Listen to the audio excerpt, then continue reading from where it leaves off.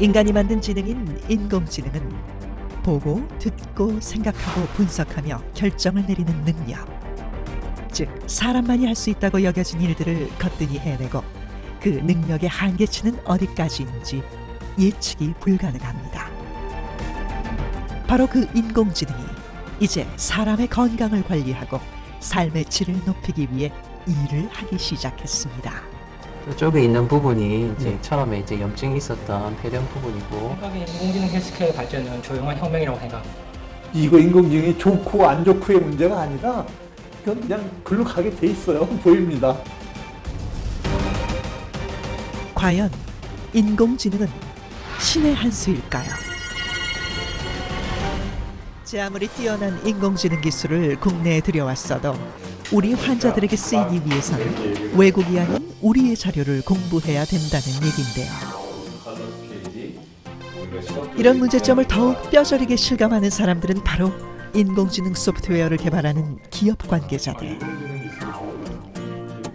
이 기업에서 개발한 소프트웨어는 유방 엑스레이 영상을 인공지능이 분석해 병변 부위를 찾아주는데, 이 유방 촬영 영상 같은 경우에는 엑스레이 영상인데 여기에서 암을 찾아내야 되는 그런 영상이거든요. 그러다 보니까 여기에서 뭔가를 놓치면 그 타격이 큰 거죠. 실제 저희가 임상시험을 14명의 그 영상학과 의사 선생님들을 모시고 진행을 했었고, 이 케이스 같은 경우에는 그 중에 이제 10분이 처음에 이제 그 판단을 잘못했었던, 그러나 이제 저희 결과를 보고 올바르게 판단을 수정했었던 그런.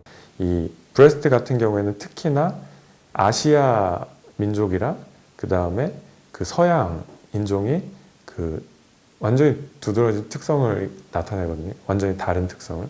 특히 동양권 같은 경우에는 브레스트 덴시티가 높다 보니까 판독이 훨씬 어려운 측면이 있어요. 아시아 여성은 서양 여성에 비해 유관, 유선 등이 촘촘히 자리한 치밀 유방이 많다는 얘기. 실제로 40세 이상 한국 여성의 약 50%가 치밀 유방이라는 통계도 있습니다. 문제는 치밀 유방이 유방암 발병 위험이 5배나 높다는 것. 그렇다면 치밀 유방의 원인은 무엇일까요? 치밀 유방의 원인은 동서양 인종적 차이가 가장 크지만 호르몬 불균형이나 출산력, 운동량이 적은 좌식 생활, 비만 등도 원인이 될 수 있다는데, 치밀 유방에 대한 데이터를 많이 공부한 인공지능일수록 우리나라 여성들의 병변 부위를 찾아낼 확률은 더 높아지는 것입니다.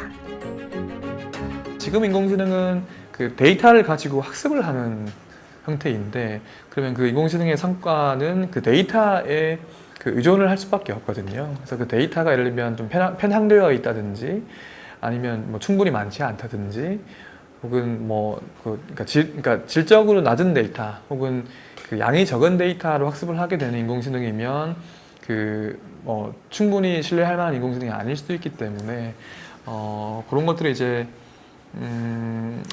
지금의 인공지능 기술이 가지는 방법론적으로 가지는 한계라고 볼 수 있고요. 바로 이런 한계를 극복하고 인공지능의 능력치를 높이기 위한 발걸음은 현재 진행형입니다. 지금 하시는 게 무슨 작업 하시는 거예요? 스캔을 하기 전에 슬라이드를 한번 닦아서 깨끗하게 하는 과정이에요. 이 슬라이드들은 어떤 슬라이드들인가요? 지금 이 슬라이드는 암 조직 검사할 때 나온 조직으로 만든 슬라이드예요. 그럼 이 안에서 암세포가 있는 건가요? 네, 지금 이 안에 암세포가 들어있는 거예요. 이렇게 한 장 한 장 만들어 수백 장의 암세포 조직 슬라이드가 쌓였습니다. 정말 많은데요. 그런 다음 이 슬라이드를 들고 향한 곳엔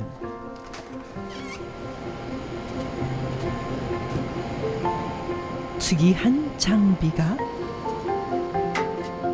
처음 보는 이 신기한 기계의 정체는 바로 스캔하는 기계. 먼저 슬라이드를 칸칸이 채웁니다. 이 수고가 다 무엇을 위한 걸까요? 지금 작업은 환자의 이제 조직 검사한 슬라이드를 디지털화를 하고 있는 작업을 진행 중입니다. 모든 자료는 디지털화해야 비로소 인공지능이 공부할 수 있는 데이터가 됩니다.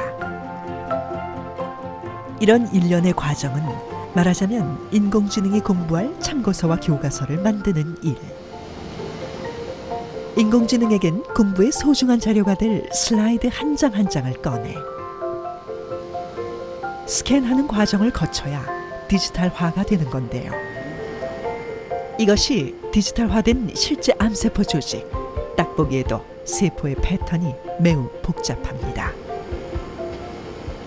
기존에는 아무래도 사람이 수많은 경험을 통해서 이제 만들어 놓은 가이드라인에 맞게 진단을 내리고 치료를 했지만은 실제로 조직 영상의 사이즈가 되게 큽니다. 뭐 영화 한 편 정도의 크기의 데이터 양이고 그만큼 많은 정보가 들어있는데 사람은 어느 정도 진단을 할 수 있는 정도의 수준밖에 되지 못하지만 컴퓨터는 이를 이제 복잡한 패턴들을 찾아낼 수 있게 됩니다. 그래서 더 많은 정보를 추출해서 조금 더 환자에게 맞춤형 치료를 할 수 있게 그런 부분을 기대하고 있습니다. 이 한 장의 슬라이드가 데이터가 되면 영화 한 편만큼이나 큰 용량이 된다는 얘기. 우리 눈엔 작은 세포 덩어리에 불과한 조직. 그 안에 실은 수도 없이 많은 정보가 담겨져 있기 때문이라고 합니다. 이렇듯 수많은 정보를 담고 있는 한 개의 데이터가 쌓이고 쌓여 수십 수백만 개의 데이터가 되고 정말 빅한 빅데이터가 되는 것. 크고 많은 데이터를 공부한 인공지능은 의료계 신의 한 수가 될 가능성이 더 높아지게 되는 것인데, 특히 건강보험 체계에 따라 엄청난 양의 의료 데이터를 보유한 우리나라는 인공지능이 똑똑해지기엔 딱 좋은 환경. 부산의 한 병원. 좀 어떠세요? 기침이 나오고 있어요. 아, 가래는 색깔이 어떻는가요? 가래는 제가 뱉다 보니까 조금 네. 짙은 노란 색깔. 노란색 그렇게 나오고. 하고. 폐렴 증상이 있는 환자. 잠시 후 흉부 엑스레이 사진을 찍습니다. 그 다음엔 엑스레이 사진을 영상의학과에서 분석할 차례. 인공지능이 작업을 시작합니다.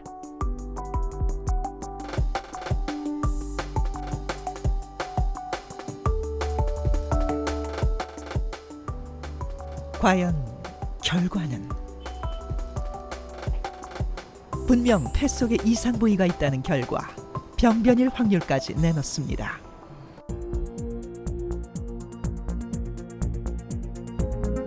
그렇다면 인공지능은 어떤 원리로 이런 결과를 내놓는 걸까? 원리는 이렇습니다. 데이터를 컴퓨터에 입력하면 인공지능이 수많은 사례를 접하며 학습을 합니다.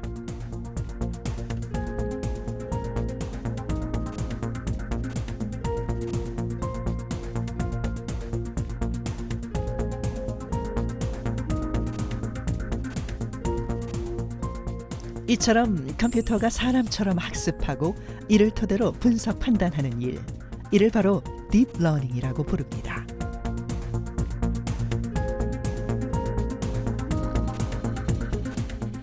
최근에 딥러닝 등등한 그 인공지능 분야의 기술이 발전을 하면서 굉장히 다양한 분야에 접목이 되고 있는데, 그 대표적인 분야가 이제 의료 분야라고 보시면 될 것 같고요.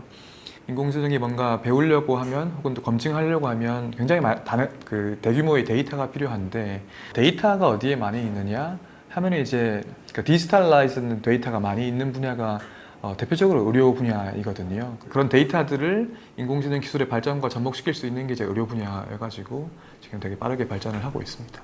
네. 실제로 의료 분야에서 쓰이는 인공지능 기술의 시장 규모는 나날이 커지고 있습니다. 그렇다면 인공지능의 능력으로 향후 어디까지 가능해질까요? 의료 현장에 어떤 도움을 줄 수 있을까요? 맨 처음 인공지능 의사를 국내에 도입할 때의 바람은 무엇이었을까요?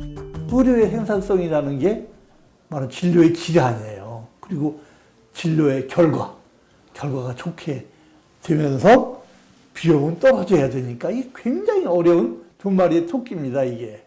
예, 이걸 감당하려면 효율성을 높여야 되는데 그 효율성의 답이 의료 저 인공지능이 있을 거라고 저는 아주 확신을 합니다. 누가 뭐 이거 인공지능이 좋고 안 좋고의 문제가 아니라 이건 그냥 글로 가게 돼 있어요. 보입니다. 예. 인공지능은 사람의 건강에 있어 어떤 역할을 해야 하는 걸까요? 명의가 따로 있습니까? 사실은 그렇게 많은 사람들의 정보가 축적이 되다 보면 우리가 전혀 몰랐던 새로운 사실들을 발견할 수가 있어요. 우리 건강에 대해서 잘 알게 되고 그래서 저희가 더 오랫동안 잘 건강하게 살 수 있다. 즉 아는 만큼 건강하게 라는 것이 인공지능 헬스케어에서 더 심화 발전될 것이다 라고 인공지능이 환자와 의사, 즉 사람에게 힘을 줄 때 비로소 신의 한 수가 될 수 있을 것입니다.